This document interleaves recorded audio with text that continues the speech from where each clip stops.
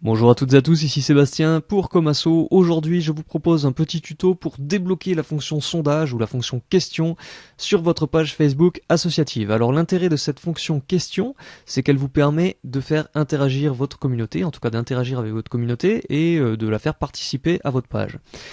Comment ça se présente? Je vais descendre un petit peu sur ma timeline et vous voyez ici, nous avons donc publié une question. La question était simple: considérez-vous les réseaux sociaux comme utiles pour votre association? Plusieurs choix de réponses possibles et tout le monde peut participer et cliquer sur la réponse de son choix. Donc c'est vraiment un outil sympa pour animer votre communauté, ça met un petit peu d'interaction sur votre page et je vais vous montrer tout de suite comment utiliser cette fonction.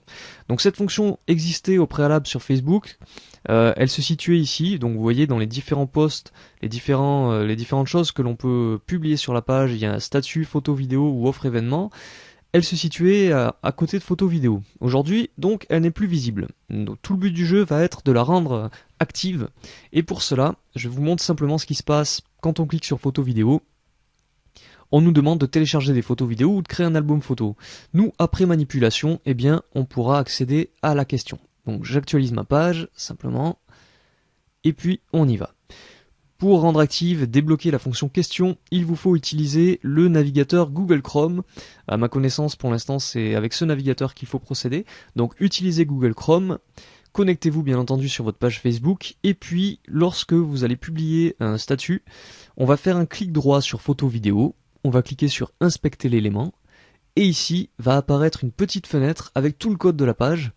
Et le but du jeu, c'est de trouver une partie de ce code précise qui se nomme Ajax Composer Attachment Media Chooser, avec des slash bien entendu. Et lorsqu'on passe la souris sur ce bout de code, on voit que on a un petit cadre jaune avec un bout de code aussi qui s'affiche à l'emplacement de photo vidéo.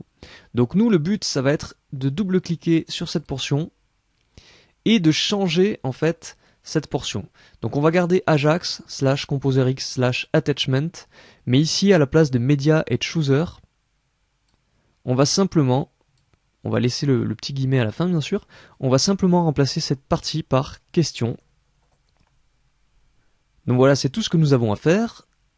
On ferme cette fenêtre en cliquant sur la petite croix, et maintenant lorsqu'on va cliquer sur photo vidéo, eh bien on va avoir accès à cette petite fonction de question. Vous voyez qu'on me dit demander quelque chose. Alors je vais publier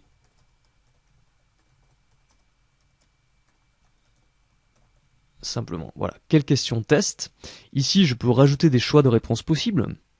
Donc, vous pouvez rajouter autant de choix de réponses que vous souhaitez.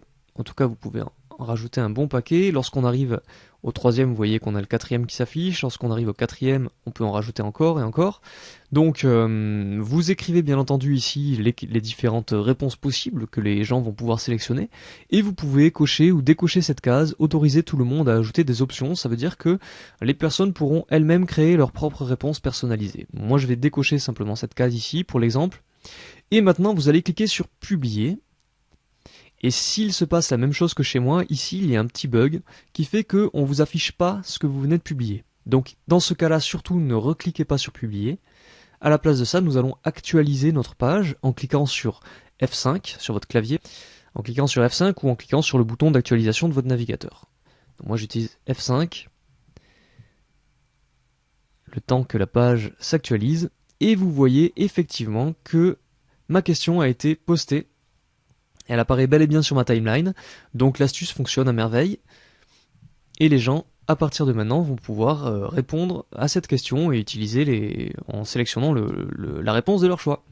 Voilà, donc c'est vraiment un outil sympa pour faire participer votre communauté. Ici, je vais le supprimer avant que quelqu'un ne réponde.